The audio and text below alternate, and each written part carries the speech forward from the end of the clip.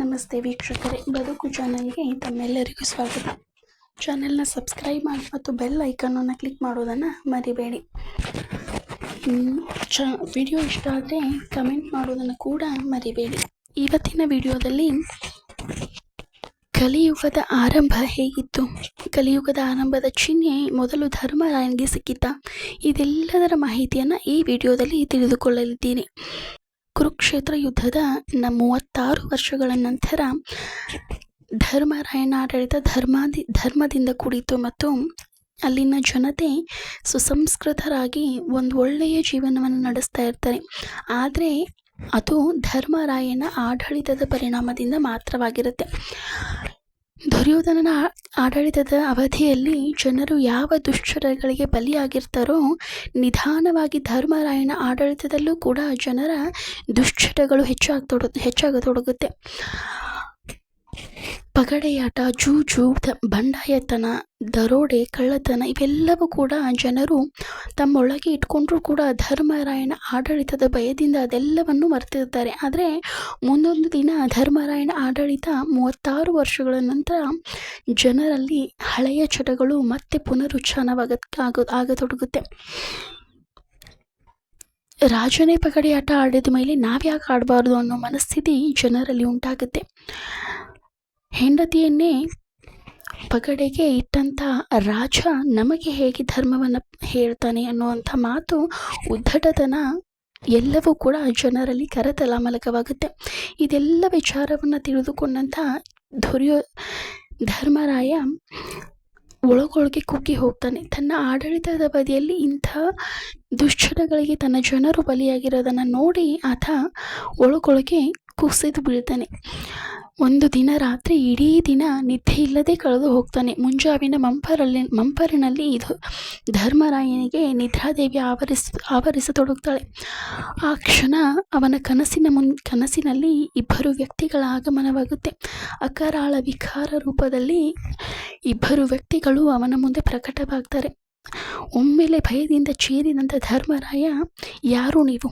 ನನ್ನ ಅಪ್ಪನೇ ಇಲ್ಲದೆ ನನ್ನ ಅಂತಃಪುರದಲ್ಲಿ ಬರೋದಕ್ಕೆ ನಿಮ್ಮನ್ನು ಯಾರು ಬಿಟ್ಟಿದ್ದು? ಈಗಲೇ ಹೊರಟು ಹೋಗಿ ಅನ್ನುವಂಥ ಆದೇಶವನ್ನು ಮಾಡ್ತಾನೆ.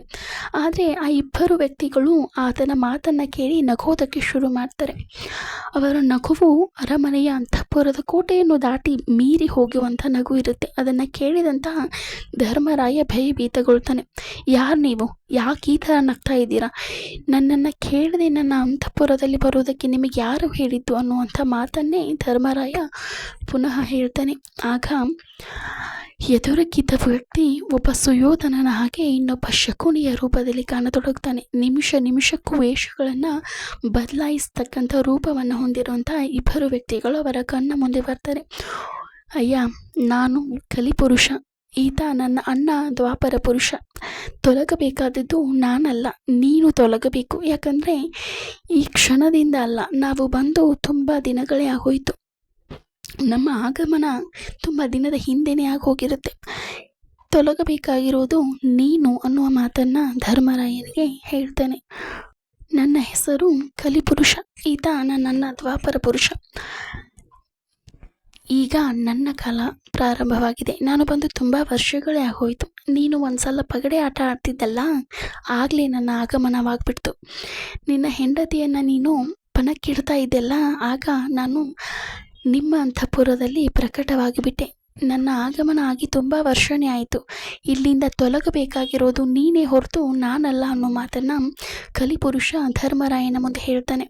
ಆಗ ಧರ್ಮರಾಯ ಆತನ ಮಾತನ್ನು ಕೇಳಿ ಅರ್ಥವಾಗದೆ ಮತ್ತೆ ಅದೇ ಮಾತನ್ನು ಹೇಳೋದಕ್ಕೆ ಶುರು ಮಾಡ್ತೇನೆ. ನನ್ನ ಆಜ್ಞೆ ಇಲ್ಲದೆ ನೀವು ಯಾಕೆ ಬಂದ್ರಿ ಅನ್ನೋ ಮಾತನ್ನೇ ಮಾತ್ರ ಧರ್ಮರಾಯ ಅಲ್ಲಿ ಹೇಳ್ತಾನೆ. ಆದರೆ ಕಲಿಪುರುಷ ಅದೇ ಕುಹಕ ನಗು, ಅದೇ ಜೋರಾದ ನಗು, ಆತನ ನಗುವಿನಲ್ಲಿ ಅದೇನೋ ಒಂದು ಪಡೆದಂಥ ಸಂಭ್ರಮ ಮನೆ ಮಾಡಿತ್ತು. ಧರ್ಮರಾಯನಿಗೆ ಅದು ಯಾವುದೂ ಅರ್ಥವಾಗದೆ ಮಂತ್ರಮುಗ್ಧನಾಗಿ ಅವರನ್ನ ನೋಡ್ತಾನೆ, ನಿಂತು ಬಿಡ್ತಾನೆ.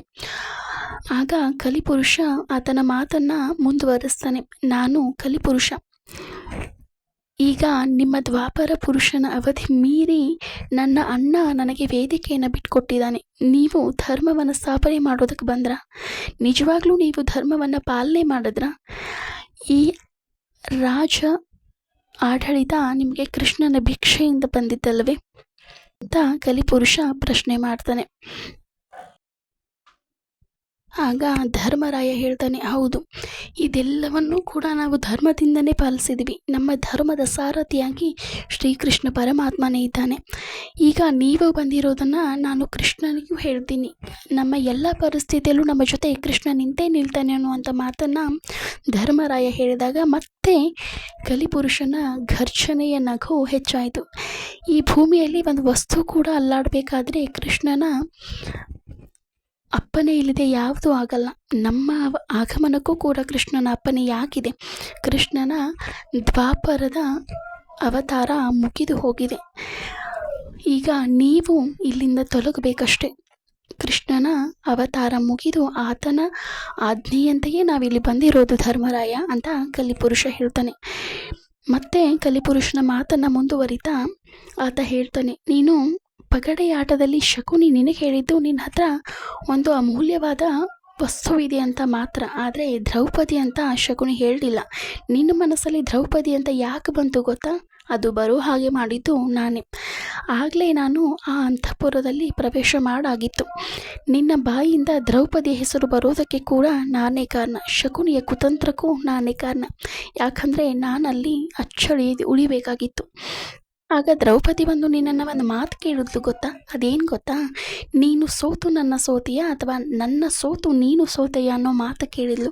ಅದಕ್ಕೆ ಉತ್ತರ ನಿಜವಾಗ್ಲೂ ನಿನ್ನ ಹತ್ರ ಇತ್ತ ಧರ್ಮರಾಯ ಅಂತ ಕಲಿಪುರುಷ ಪ್ರಶ್ನೆ ಮಾಡ್ತಾನೆ. ಹೌದು, ಪಗಡೆಯಾಟದಲ್ಲಿ ಮೊದಲು ಧರ್ಮರಾಯ ಸೋತ ನಂತರ ದ್ರೌಪದಿಯ ಮೇಲೆ ಆತನಿಗೆ ಅಧಿಕಾರವೇ ಇರೋದಿಲ್ಲ.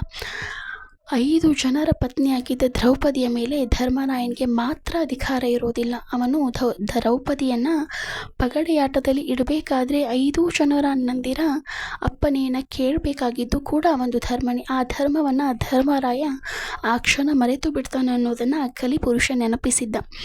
ಇದೆಲ್ಲ ಮಾತುಗಳನ್ನು ಕೇಳ್ತಾ ಧರ್ಮರಾಯ ಸಂಪೂರ್ಣವಾಗಿ ಕುಸಿಯೋದಕ್ಕೆ ಶುರು ಮಾಡಿದ. ಇದೇನಾಗ್ತಾ ಇದೆ ಅಂತ ಆತನಿಗೆ ಅರ್ಥನೇ ಆಗಲಿಲ್ಲ.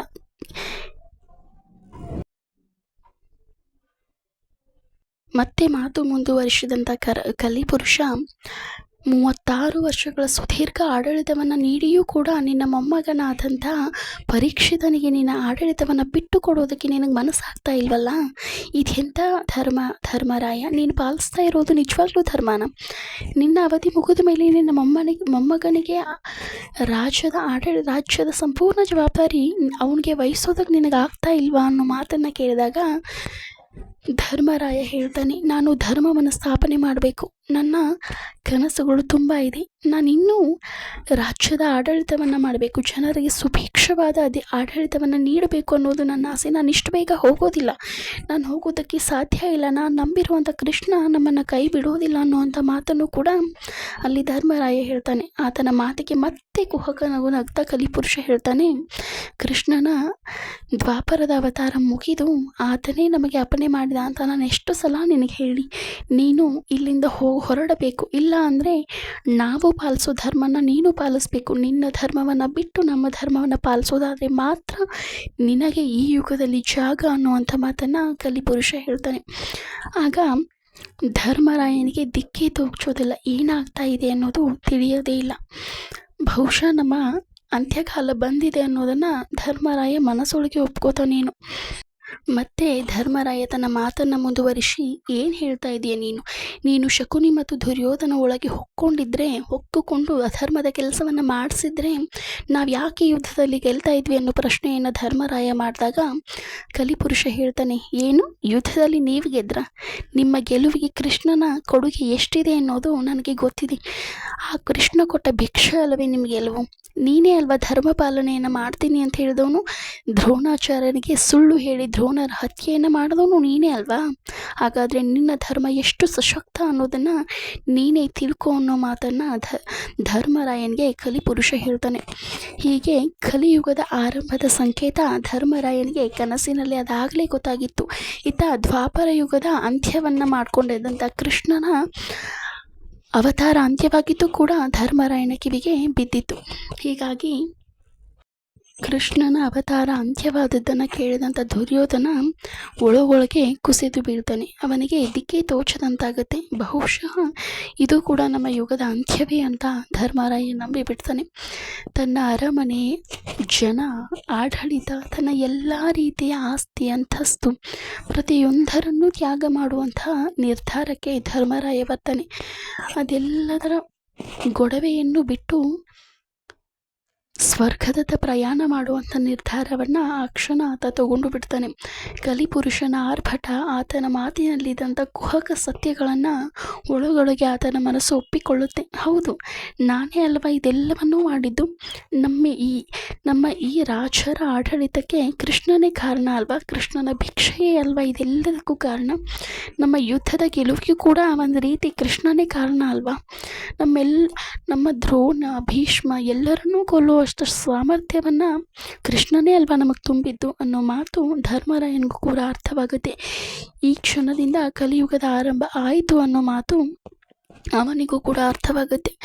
ಈ ರೀತಿ ಕಲಿಪುರುಷ ಮತ್ತು ದ್ವಾಪರ ಪುರುಷ ತಮ್ಮ ಯುಗದ ಆರಂಭಕ್ಕೆ ಸಜ್ಜಾಗ್ತಾರೆ ಮತ್ತು ಧರ್ಮರಾಯ ತನ್ನ ಯುಗದ ಅಂತ್ಯಕ್ಕೆ ಸಜ್ಜಾಗ್ತಾನೆ. ಇದೆಲ್ಲವನ್ನು ಬಿಟ್ಟು ಸ್ವರ್ಗದತ್ತ ಪ್ರಯಾಣ ಮಾಡಬೇಕು.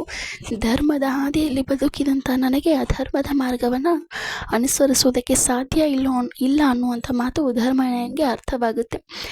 ಹೀಗೆ ಕಲಿಪುರುಷನ ಆಗಮನ ಧರ್ಮರಾಯನಿಗೆ ಹೀಗಿತ್ತು. ಹೀಗಾಗಿ ಕಲಿಯುಗದ ಆರಂಭಕ್ಕೆ ಅವರೆಲ್ಲರೂ ಅವಕಾಶ ಮಾಡಿ ಸ್ವರ್ಗದತ್ತ ಪ್ರಯಾಣವನ್ನು ಮಾಡ್ತಾರೆ ಅನ್ನೋದನ್ನು ಮಹಾಭಾರತ ಮತ್ತು ಗ್ರಂಥಗಳು ಒಪ್ಪಿಕೊಂಡಿರುವಂಥ ಸತ್ಯವಾಗಿದೆ.